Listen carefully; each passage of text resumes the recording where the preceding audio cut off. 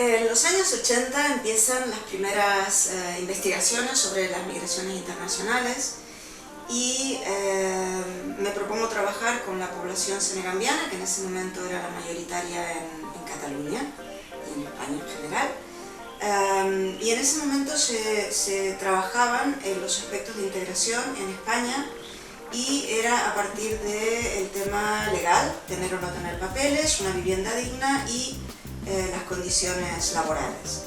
Me parecía que desde la antropología teníamos que dar respuesta desde otro lugar, desde aquel lugar donde la persona tiene capacidad de adaptarse, había que medir la flexibilidad adaptativa de estos nuevos grupos y por tanto me propuse trabajar en temas íntimos y privados de la persona donde tienes pues, esta capacidad y este margen de poder negociar la realidad que traes con la realidad que te encuentras.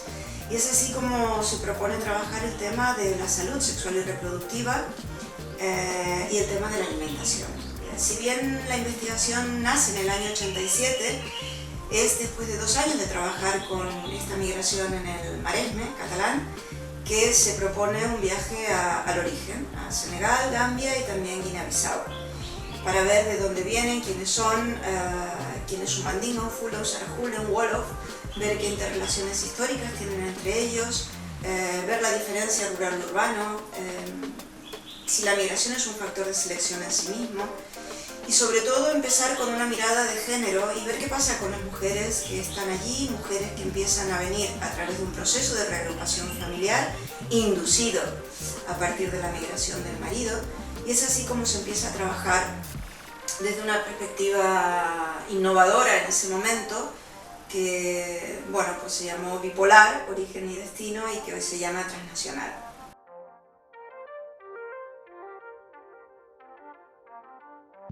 Los primeros casos de mutilación en España surgen en el año 93. Surgen 2 casos simultáneamente, uno en Premià de Mar y otro en Girona.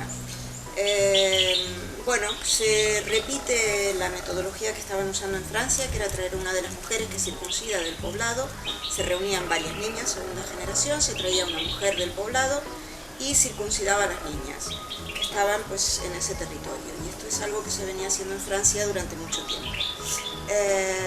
¿Qué pasa? Pues 2 de las niñas llegan al hospital, una con una anemia importante y otra pues la tenían que operar de una hernia umbilical y bueno, ante la revisión pediátrica pues ven que algo había pasado allí. A partir del año 93 vemos que es imprescindible empezar a trabajar, empezar a abordar el tema y sobre todo trabajarlo desde una perspectiva antropológica que es la que realmente conoce y reconoce la fuerza del ritual, la fuerza de la práctica. Si bien en ese momento ya se empiezan a visibilizar voces que criminalizan la práctica, nosotros entendemos que la criminalización no puede ir muy lejos y que no es esta la mirada.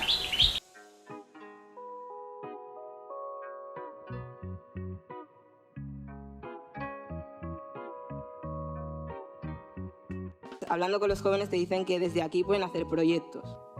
Pero claro, a veces no nos encontramos con las herramientas suficientes como para iniciarlos. Porque es como, vale, ¿y por dónde empezamos? Si tampoco tenemos ese gran contacto. Y gracias a la fundación, pues más o menos ya hemos empezado a hacerlo. Y les planteas la pregunta de si es posible erradicar la práctica y lo ven un poco difícil. Pues dicen que si tú hablas con la gente de ahí, vale, te hablan del tema o te explican sus teorías, pero no acaban de ceder, porque es lo que ha dicho antes, sois las europeas. Siempre nos toma lejos este tema, pero ganas tienen, ganas de saber que tenemos que respetar nuestra cultura, pero siempre que esa cultura no nos dañe, ni nos haga daño a nosotras. Entonces, le dan importancia y sobre todo lo que nos ayudó mucho es poder empezar las reuniones con otros temas, porque si tú entras directamente con el tema de la mutilación, se esconden y yo no hablo de esto, ¿sabes? Entonces hablar por la identidad de la religión y poco a poco lo fuimos encaminando hasta llegar al tema de la mutilación. Entonces creo que es fácil trabajar con los jóvenes en ese sentido, porque es como que tienen la mente más abierta, ¿vale? Nuestros mayores es lo que decía la frase de antes, que van a decir, lo que ve un señor mayor sentado no lo vais a ver vosotros de pie. Entonces, creo que la cultura está en nuestras manos, porque somos el futuro, más que nada, y que sí es posible cambiar ciertas cosas. Y lo que sobre todo decían muchas chicas y chicos que también participaron en las reuniones es que tenemos un papel fundamental, sobre todo en el tema de la mutilación, pero en muchos otros, porque creo que la lucha no es solamente en esto, sino en otros ámbitos, sobre todo el de la identidad. Porque si no sabemos, como decíamos, somos la primera generación aquí, entonces es como, estamos en el aire, ¿sabes? Ni de aquí ni de ahí, entonces a veces se nos hace más difícil, pero ya nosotros podemos inculcar que nuestros hijos que han nacido aquí sepan de dónde vienen sus abuelos, de dónde vienen sus bisabuelos, y que esa práctica que ha llevado a tantos problemas ahora tenga solución. Hicimos una reunión con un grupo de madres que pensar que en el barrio nuestro, que es muy pequeño, vinieron 18 madres con ganas de hablar y de oír. También nos acompañaba la mediadora, también nos acompañó Adriana, que nos ayudó mucho porque si no, los idiomas eran varios.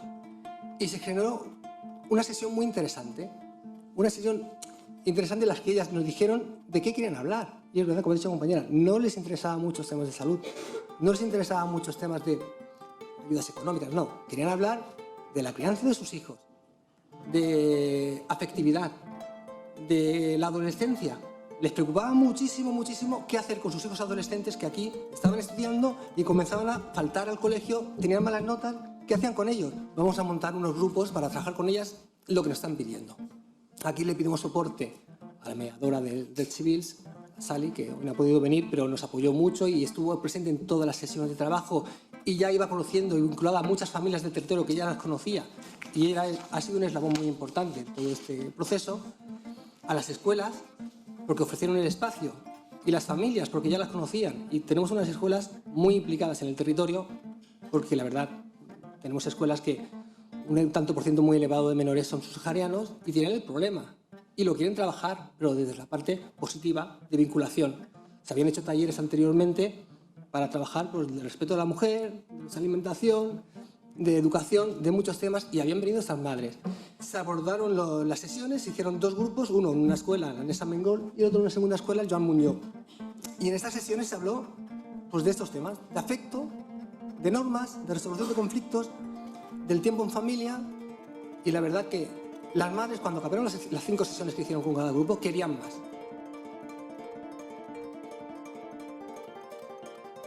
Tener en cuenta dos realidades diferentes, dos realidades culturales, dos realidades que de alguna forma se encuentran y que tienen que encontrar la manera de poder comunicarse sin estigmatizar. Pensemos que en realidad es una relación de poder en términos de desigualdad. Pensar que los profesionales tanto de salud, trabajo social o educación están en situación de poder, tienen una ley que además les ampara y por tanto tenemos que evitar de todas las maneras posibles esa culpabilización de una tradición que se han encontrado.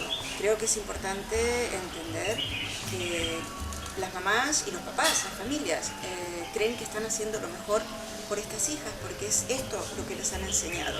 Y de repente tú estás abriendo ahí una caja de Pandora en la medida en que, bueno, pues esta madre siente que su madre la ha engañado, que su abuela la ha engañado y que de alguna forma pues le han fastidiado la vida. Entonces aquí hay también un trabajo no solamente en la prevención de la mutilación, sino también en el acompañamiento a estas madres que de repente pues descubren o entienden porque tienen, bueno, pues a veces tantos dolores menstruales, sufren las consecuencias, infecciones de orina, dificultad en las relaciones sexuales. Es decir, hay que poder acompañar y poder pues comunicarse desde el respeto y desde el conocimiento con estas familias. Otro de los temas que creo que es importante de cara a las familias es un poco ese conflicto de lealtades con el origen.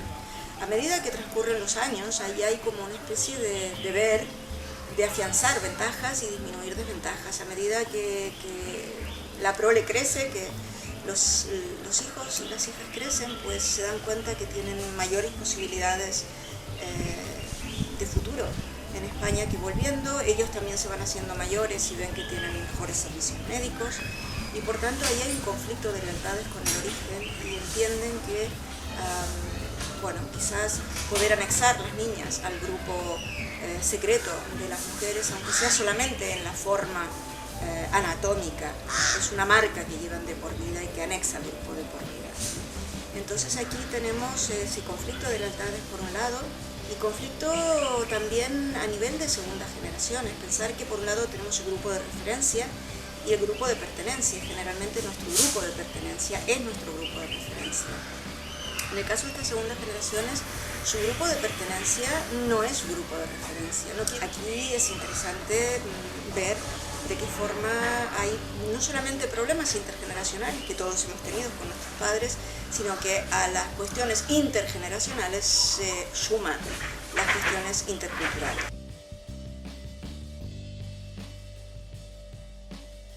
La Fundación WASU-UAB es una organización de carácter científico que se ha especializado en la prevención de la mutilación genital femenina. Alberga el Observatorio Transnacional de Investigación Aplicada a la Transferencia del Conocimiento, con 2 bases de investigación, una en España y otra en Gambia. La idea es producir conocimiento y ese conocimiento poder transmitirlo en cascada hasta llegar a las mujeres y las niñas. ¿De qué forma? Generando conocimiento y transfiriendo este conocimiento a profesionales de la salud que están legitimados en el territorio, que están respetados por las propias comunidades, para que puedan ellos en su propia tarea cotidiana atender las consecuencias que sufren las mujeres de la mutilación.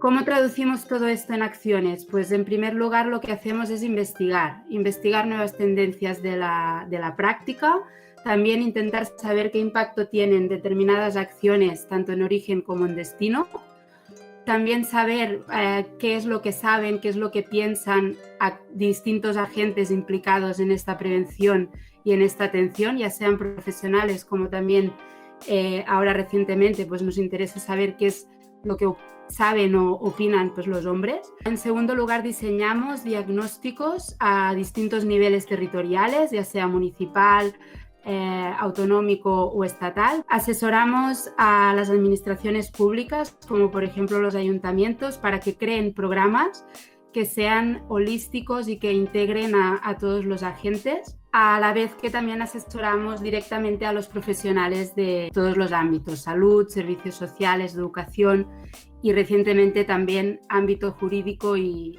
profesionales de la comunicación. En cuarto lugar, formamos a profesionales y también a estudiantes y sensibilizamos sobre todo a jóvenes, generando espacios donde puedan dialogar, donde puedan expresarse y a la vez empoderarse. El cambio reside en ellos y ellas, y por lo tanto cuando tengan que tomar decisiones en sus hijas en un futuro, pues que lo puedan hacer de una forma evidentemente pues informada.